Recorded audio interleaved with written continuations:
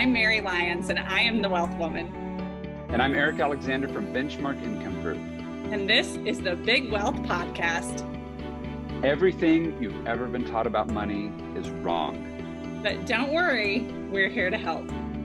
On this podcast, we'll use the same tools you already know to actually help set you free. Free to do what you want with your time, with your money, and with your energy. Free to live your life the way you have dreamt about. So we're going to talk about wealth knowledge, personal reflections, and the financial industry news of the day. Welcome to the Big Wealth Podcast. Today we're going to talk about one of my favorite topics, which is reading.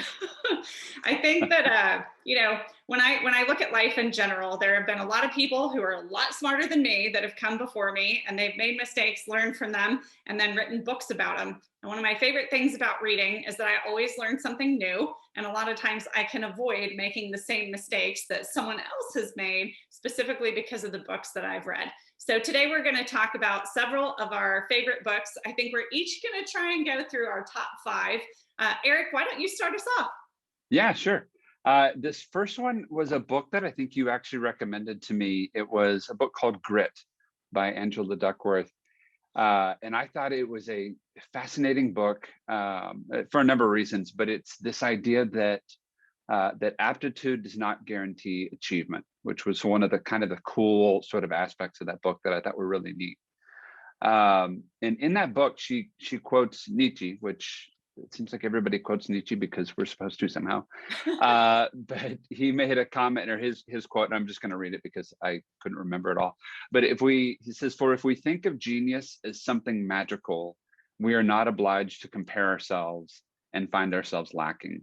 To call someone divine means here there's no need to compete." So to me, that was like really kind of the basis of the book that made it really neat or the thing that stuck with me was, if I just assume that you're brilliant and naturally talented and wonderful, then it lets me off the hook from like trying hard. Right. And she really talked about this idea of like the great people are the ones that do like a bunch of really mundane, grindy kind of stuff just over and over again, and then beat everyone else out. Right? It's not magical. There are so many athletes that that have talked about this concept that maybe they didn't make varsity. Michael Jordan has probably the most famous story about that, where he was not naturally as gifted as some of the other players, but because he had grit and he just stuck with it and kept doing it, that made such a big difference. And I'll tell you, my biggest takeaway from that book was actually a parenting takeaway. And it talked about how if a child is really interested in something, if they're naturally gifted and we're like, oh, you're good at that, and we start pushing them in that direction, they don't necessarily have to work as hard because they're already kind of inclined there. But if they are obsessed with something that maybe they are not as gifted in, but they're willing to put in the time and effort, instead of discouraging from that task, that is actually the task that you should be pushing them into, because even if they aren't good at it, that sort of obsession with getting better and better and better is what someone actually needs for long-term success. So I know it definitely changed the way I look at things. That's a great book. A great book. Yeah. And what about you? Okay, so in no particular order, I'll be very clear about that. But the first book that came to mind when we started talking about this was Dale Carnegie's How to Win Friends and Influence People. Yeah, the perennial favorite. It's so good. And I've read it multiple times over the years. But my dad actually gave me that book when I was in college. I was running for president of my sorority. And I don't think I was faring very well according to the polls.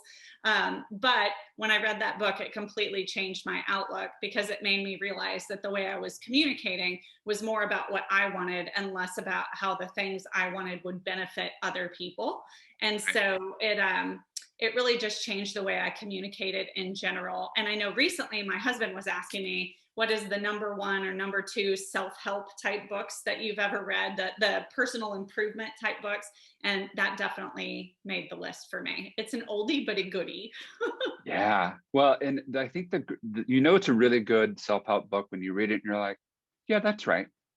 Like like the 7 Habits of Highly Effective People and some of the other ones. It's like nothing in there is cold fusion. It's not like they've invented some sort of new technology. It's just, yeah, that makes total sense. Why didn't I write that down? Like I could have written that book.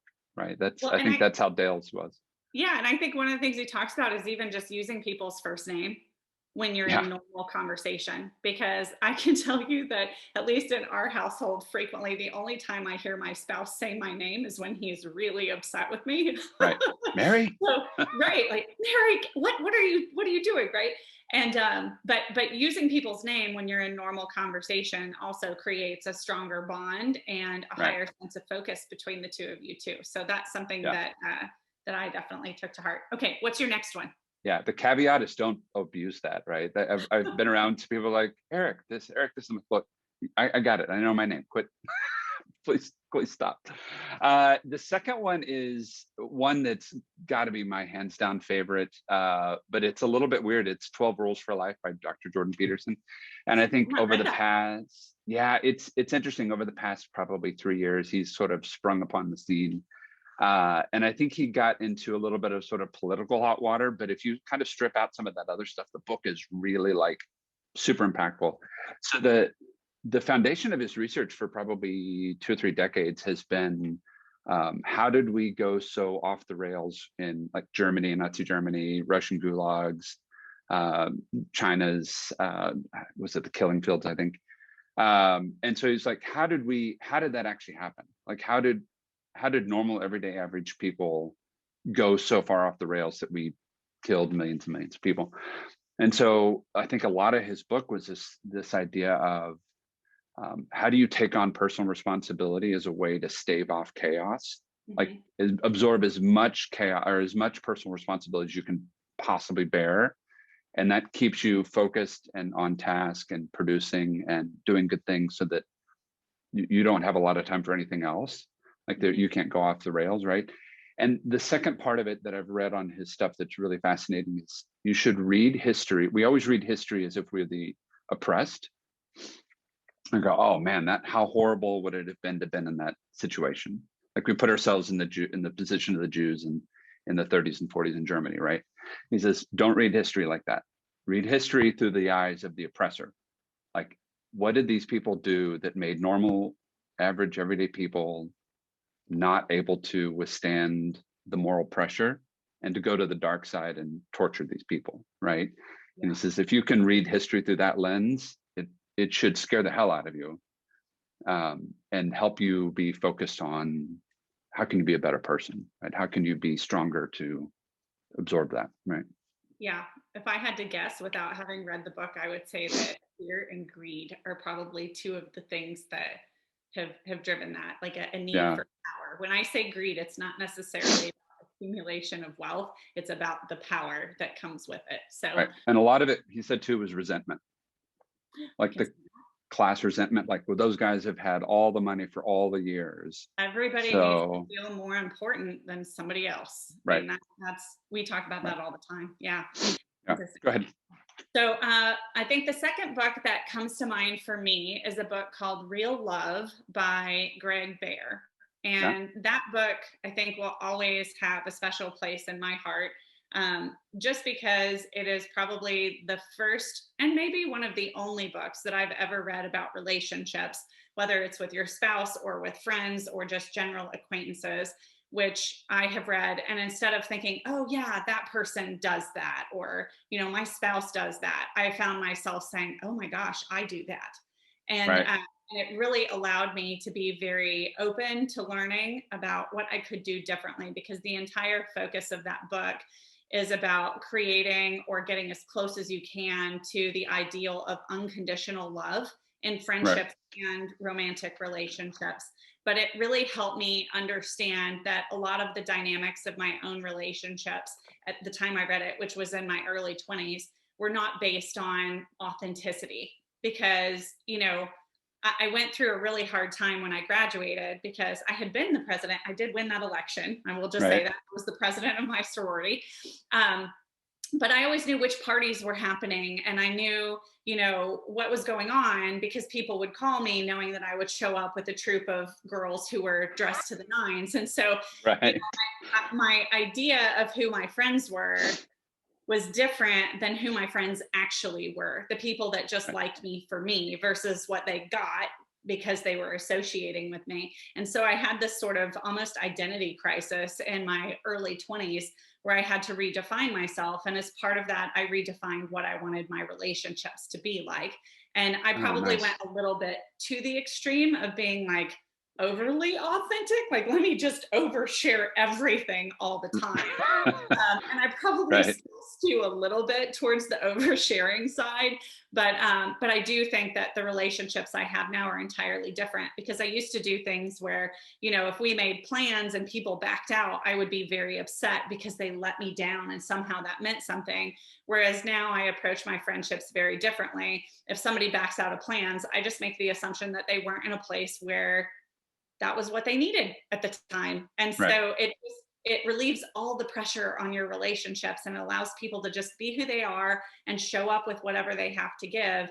And when you live in those types of relationships, the amount of grace that other people extend you as well Right. is really wonderful. And I think it leads to much more happiness and it eliminates a lot of those feelings of loneliness. So that's my book number 2. Yeah. Well, there's a great analogy on that. The empty boat. Like if you just assume that everybody, it's the guy that's tailgating me on the way to work is not trying to tailgate me because he hates me. He doesn't know who I am. He's thinking about 4 million other things, Right. and I'm just in his way. So as long as you just assume that everyone else, it's not about you, like you're not that cool. You're Yeah. like, you're not so cool enough that I'm out to get you, then a lot of stress in your life, I think, goes away. Well, my mother has some words of wisdom along that line, which I find myself repeating on a fairly regular basis. And Right. that is never attribute to maliciousness what should be Right. attributed to stupidity. Right. So, Or indifference. Right. right. You know, a lot of times we think something is being done to us when really we're just sort of the collateral damage and Right. people aren't thinking about the consequences. Okay. So, what's your Yeah. next? The one that I think would be sort of my next one was Being Mortal, a Huh? book called Being Mortal by Atul Gawande. And it's a book that I only want to read once. Like I'm glad I've gotten through it. I don't want to do it again, but it was super impactful. But it was basically written by a oncologist, a doctor, and he was walking through this sort of process of what it's like to get old and die. This is why it's like reading Schindler's List. Like I'm glad I got through it. I don't want to do it again. But he was saying, when you get to that point, there's a lot of other things that are become more and more and more important. And the great analogy he gives, or the great sort of story he gives on that, is he's watched so many families go through the sort of the cancer process. He's an oncologist, so that's kind of his gig. And he says, the doctor in the room says, hey, we're going to do this treatment, and it will extend your mom's life, your dad's life, your son's life, right? And everyone's great. We should do that. And there's no third party in the room that says, wait, time out. What does extend mean? Is that 5 minutes? Is it 5 years? Is it 5 weeks? How much is that time worth, right? Or what's that amount of time? Well, and they don't necessarily discuss the quality of that extension as well. Right, right. Yeah. Yeah. And so he started something called the Conversation Project, which is, kids with your adult parents that are aging, have that conversation. Like, what's really important to you? What's minimum quality of life when you get older? Like, are you willing to go through this stuff for an extra 3 weeks? Are you willing to go through the hair loss and the vomiting and all the craziness that goes on with it for 6 months, for 2 years? Like, what are you willing to go through, and what's really important to you? Because at some point it's just like, no, I'm not willing to go through that, and I'm just going to make the best of what I've got, and it's my time, right? But having that conversation is so important. Yeah, and I think one of the things that I found when I read through that book, and I don't think I did quite as deep a dive as you, is that it was really about reintroducing the concept of dignity in death. Exactly. Right? Is that you could Yeah. make choices about how you were going to go out, as opposed to just extension after extension, and then it's just miserable, and you're ready to let go, but your family isn't. So you make choices that aren't necessarily right for you, if that Right. makes sense. Yeah. Right. I thought that was a great book. I think everyone should read that book. I think it changes Yeah. the dynamic of the conversation. Well, Yeah. my next book is a financial book. It is Becoming Your Own Banker by Nelson Nash. Yeah. And I read that book early in my career, actually, probably before I officially became an advisor. And I remember reading it for the first time. I had a mentor who was a very successful female advisor, and she told me to read it and give her my thoughts. And I read it and I gave her my thoughts, and I distinctly remember it. I will never forget it. She said to me over the phone, "You're an idiot. Call me back when you figure out why," and hung up. Because I Tough said, love, baby. "This sounds too good to be true. It can't possibly work like this." But I had not really done all of the work to figure it out. And I remember after reading it, it took me about 6 months of building spreadsheets and creating example after example after example. And at that point, I convinced myself that the strategies that Nelson Nash talks about in his book did work, but I couldn't articulate why. And it was probably at least a year before I was able to articulate why his strategies worked. And what I think is cool about that is that because I was in my 20s, and I figured, anyone would talk to me. I tracked him down and ended up on the phone with him, talking to him about his strategies, and then ended up getting to go to a national think tank that he put on, and then ended up teaching at it for a couple of years.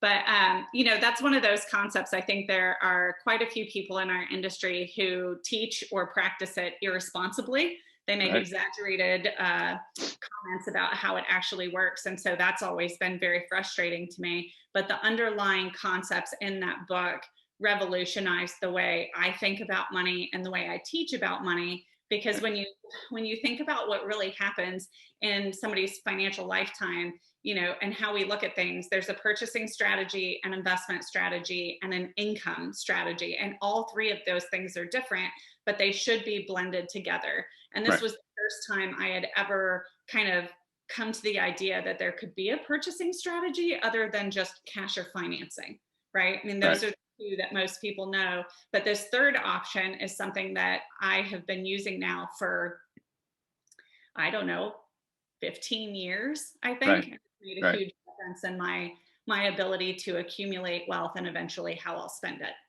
Yeah. That's the book that got me into the industry. It was like, oh my gosh, I didn't this is a thing. Like, this is what people do. That actually works.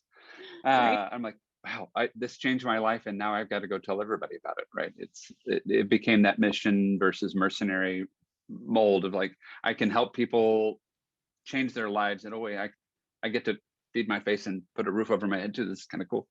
Yeah. So the fourth book for me would probably be Extreme Ownership by Jocko Willink and Leif Babin. Just like page after page of golden nuggets falling down from heaven, and sort of that side of it was just great. I remember one of the stories on that was they were, because these guys are rough and tough Navy SEALs and out there, doing the hard work, doing the grinding work, right? And I think one of the stories they gave was this idea of leadership in what they call the boat cruise. Like, they're out doing they're all getting wet and sandy in the surf, and they're trying to carry these, I don't know how big those boats are, how heavy they are, but they're not light. They're carrying these boats around, and some of the boats are faster, some of the teams are slower, and some of the teams that are slower, there's infighting. Like, there's no clear leader in the boat. There's no clear person that's sort of driving that team, and they're like, oh well, it's just because those guys have all the studs, right? That boat's got all the fast guys, the big guys, the guys that are great. And they're like, fine, so we're going to take this good leader and we're going to mix him up with a bunch of other, like, all the runts, all the slow kids, all the whatever, right?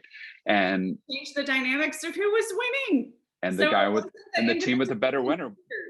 Yeah, and the team with the bigger leader won, right? And it's sort of an eye-opening deal on that other side of it. And it was almost like grit. It was sort of the other side of grit. It's like, it's not talent. It's leadership really makes a difference.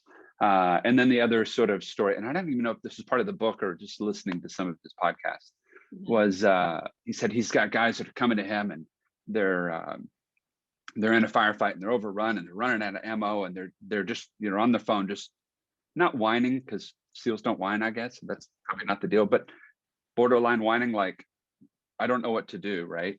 And he stops and he goes, what are you going to do about it? Like, just cut all the way through it. And he says, for the good leaders, they stop and go, oh wait, I get a vote.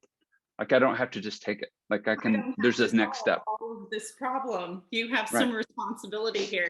Yeah, I think one Yeah. of the concepts that I learned from that book that was huge for me was the idea that a good leader places the outcome for the team above the outcome for any one individual. Because Right. I have a tendency to see the potential in individuals and hold on to them and try to nurture that potential, even if that person is maybe a weak link in terms of how they're affecting the entire team. And so that book really helped me understand that Right. sometimes trying to help one person hurts the rest of the team or gives them a permission slip to behave in a way that is less than ideal in some Right. circumstances. And I just love that because I think, kind of to your point about, I think you were saying this about the 12 rules as well. This idea of Right. personal ownership is something that has not been at the forefront of our culture, I think, for a little Right. while. And yeah, there's pockets where people are very into personal ownership, but think about whenever, in general, when people get into a fight with someone else, the first thing that they go to is what the other person did wrong, as Right. opposed to looking at what could I have done differently and owning that before you ever go have a conversation with the other person about their part. Because honestly, Right. you can only change yourself anyways. So Well, and that's your point to your kids. Like, what's your part in this conversation? What's your part in this conflict? Right. It's what else? Let's start with me first. Right? What right. could I have done differently or better? Yeah, you can't control what the other person did. So why are we even talking about it? What could you have done differently? Right. Yeah. And that's not to say that the feelings don't matter, because they still do. But once you feel the feelings, you got to own them and figure out how you're going to behave differently. Otherwise, Right. it's so I have a friend who is also a business owner. And I just remember one time him saying, what did he say? I'm probably going to butcher it, but he basically said, if you're looking to complain, I'm not your person. If you're looking to solve a problem, I'll listen all day long. And Right. I think that is the difference, is that so many people just want to complain. They don't actually want to fix their problem. They just want to feel heard, right? And Right. validated. And I find myself frequently feeling that way too. And I just remember, why is it some people I'll listen the whole time, and then others I'm like, I'm Right. done. And Well, the but answer is that's some people are willing to do something about it. yeah. Well, that's that part of it. Is if it's always somebody else's fault, you've given away all your power. You've Right. given away all your control over the solution. If it's some of your fault or some of someone else's fault, but you can own some of it, then all of a sudden now you've got agency, right? You've got some way to go make that happen or Right. make it better, right? Well, and I think even looking at this in terms of finances, right? Some people didn't Right. grow up in ideal financial situations, and they're having to learn for the first time because nobody ever taught them. And we can either choose to look at what we don't have, or we can choose to, grab the horse by the reins and figure out where we need to Right. go and take control, right? And Right. I think that's Exactly. great. So my next book is The Feminine Mystique, which I read in college. It's by Betty Friedman, and it's a total feminist book. So I'm just going to throw that out there. But I'm also going to say we are going to define feminism real quick, because this actually comes from a conversation you and I had years ago. Yeah, we Right? had that all the time, actually, I think. Yeah, it's just the belief that men and women are created equally, right? And Right. I think sometimes the word feminism gets misused in the media in particular.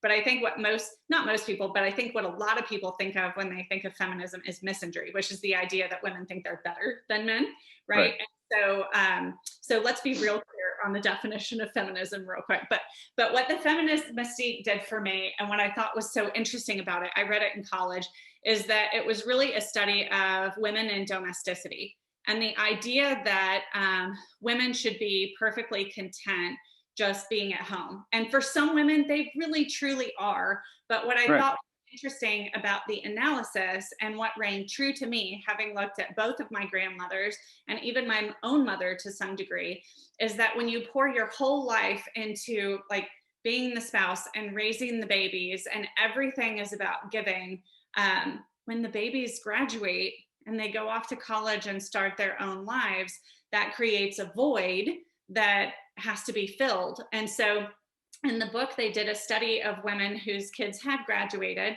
that were affluent, and that for all intents and purposes should be really in a good place emotionally. But Right. there was as kind of a common theme of emptiness and loneliness and even mild depression, extreme in some cases. But that idea to me, what the seed that it planted is that whether you choose to stay home, because at that point I didn't know if I would stay home or work, or whether you choose to work in the workplace, right? Because both of them are work, let's be very clear. Yeah, no doubt. You have to have something that is uniquely yours, that you are passionate about, and that you Right. can focus on and grow, so that when life changes around you, you have a constant that brings you joy. And that idea to Right. me has always stuck with me, in terms of like following my own interests and having my own hobbies. And, for me, it's really having a career to a large degree. But even from the standpoint of a career, and I've seen this with men too, so I think there's some application across genders, is Right. that Oh yeah. retire eventually, you still need to have something that fulfills you. And Right. that idea, I think, is so key regardless of gender. Well, there's stories abound all over the place. I mean, the plural of anecdote is not data, but I mean, there's lots of anecdotal information, right? Mhm. But the common story of these guys that get out of the Marines or get out of some sort of corporate gig, and they've been doing it for 40 billion years, it feels like, and they're dead in like 6 months. Like they've not, like, what am I supposed to do? Where is my purpose? What's the mission? What am I doing? Because everything that was theirs was wrapped up in that job, was wrapped up in that career, that mission, and it went away, and they died of a broken heart, for lack of a better term, right? They didn't have anything else that was them. Everything they had was that object, or that job. And so yeah, and so I think, to your point, right, that's not a male or female thing. That is we need a higher purpose in life besides just our family, or just our job, or just whatever thing that we're pursuing. And I think that's so clear, and I think that's such an important topic as we enter retirement. Mhm. This idea of I know some of the companies that we work for call it the sugar rush. The I'm over, I'm done at I'm 65 and a half, or whatever the number is, and God is my alarm clock. I get up and I do whatever I want. And they said, that lasts for about 6 months of just, I'm free, I've decompressed. And then if that space doesn't get filled in with something more important, it's bad things happen. So Yeah, it becomes very difficult. And I think this is you're right. I mean, I think it is so key, because when we talk to people about their money specifically and what they're doing, right, most of our conversations are centered around, if you weren't doing what you're doing today, what would you do? And finding right, purpose. And it doesn't, I think there's a difference between purpose and passion. right, And I'm going to go on a little tangent here for a second, because I think sometimes the advice we're given is do what you're passionate about. And passion is an emotion. So passion comes and goes, right? Sometimes you feel it, sometimes you don't. And I think that makes it so hard for us if we're supposed to feel passionate about something all the time.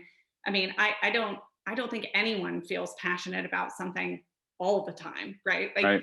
even your spouse who you love, who you're excited to see, like sometimes you're like, yeah, I mean, we've been together every day for 15 years. Like, can I just myself for a minute, right? And I'm sure my You've spouse been a jerk today. I'm going to need some space. right, but this idea of purpose is something that doesn't ebb or wane, right? It is the idea that you are doing something that actually adds value, right? Wherever Right, that is, whether you're paid for it or not paid for it. And when you are contributing to society as a whole, there is a much deeper sense of fulfillment that occurs, because of the benefits that you're creating, not for yourself, but for others. And so I think yeah, that's key. And I think part of the reason that people struggle with this in retirement, when you think about the kind of mini identity crisis that I talked about right, earlier, is that when you're 20 and something like that happens, you can recover from it differently, because you're almost your brain can adapt more easily, right? It creates new right, synapses. And this is kind of a lead into what I think is right, our right, right. final book. Yeah, When you're older, it is more difficult to do that unless you are very deliberate about what you are trying to do.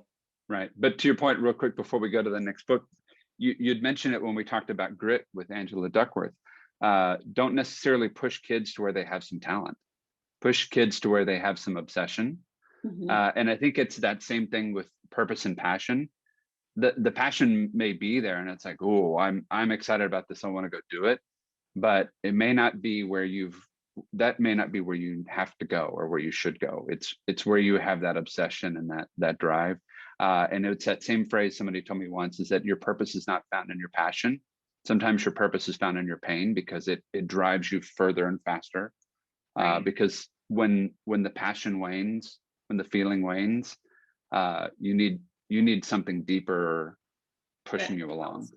Yeah. Very much. Yeah. So I think the fifth book is one that you and I've talked about over the years. Yeah, this one we shared. Yeah, this one we shared, and not by design. We didn't plan that, but it was like, oh yeah, that is one of my favorite books. It's The Brain That Changes Itself by I'm going to butcher the guy's name, Dr. Norman Doidge, I think is how he says it, or it's how I say it. I'm sorry, Norman, if I've butchered your last name, but what a cool book of this idea of neuroplasticity versus a fixed mindset, which I thought was really cool. Yeah, I think for me, what was helpful about this book is that I have always believed in a growth mindset, meaning that I don't think people stagnate unless they choose to. I think that you can always get better, that you can expand skill sets, and it's not that learning is always easy. In fact, sometimes it's exactly the opposite. Learning can be very difficult. Right. But the idea that your brain, that you can adapt and that you can learn new things and that you can evolve is something I've always believed very, very strongly in. And so what appealed to me about this book, first of all, it was easy to read, but there was a lot of scientific evidence in there about how your brain changes itself. And it's helped me, even as we're teaching new concepts from a financial perspective, it's helped me explain certain things. Like there's an analogy that I use. When you think about what happens, your brain basically develops these synapses that fire whenever you do a specific task. And the more you do that specific task, it basically creates a shortcut so that you do it faster, better, stronger, right? And so what happens when we have a specific way of thinking for a very long time is that we have very strong synapses. And so when we try and introduce something new, and this is part of the reason I think it's harder as you get older, is those synapses are just so ingrained. You've been doing it for 70 years the same way. Right. It's almost like driving a cart down like a dirt path. And so if you do that over and over and over again, it digs a rut. And then the wheels are in the rut. And if you try and yank the cart out of the rut, it just goes right back into the rut, because that's what's comfortable and that's what's familiar. And I think so many times when we are making big changes in our life, we feel the power of that, just like, oh, this other thing is comfortable. And I know I've watched friends do it where like they'll go to therapy and they make all these really good decisions. And then all of a sudden you're like, wait, you just went right back to where you were a year ago. What happened? And it's because those synapses just keep pulling you back that way. And financially, we see that too. When people learn something new, they kind of want to revert back. And luckily with a lot of our clients, they'll call us, right? And they'll say, I know you said this, but I'm going back here. Remind me again why your way's better. And then we have to go back through the education process and essentially reinforce the new synapse so that they feel like they get it again, right? Because they'll be in the meeting, they're like, I got it, this is amazing. And then life happens. They're not thinking about this kind of stuff all day, every day. Right. So we gotta like rebuild it. But to me, the fact that it's possible, I think is so key. And I like it. Well, it's rewarding, and it's sort of what's the word? It's sort of aspirational. It's like, oh, I can do this. Like I have the ability to grow, right? I'm not stuck where I am. And it reminds me, there's a great parable in the Bible called the parable of the sower.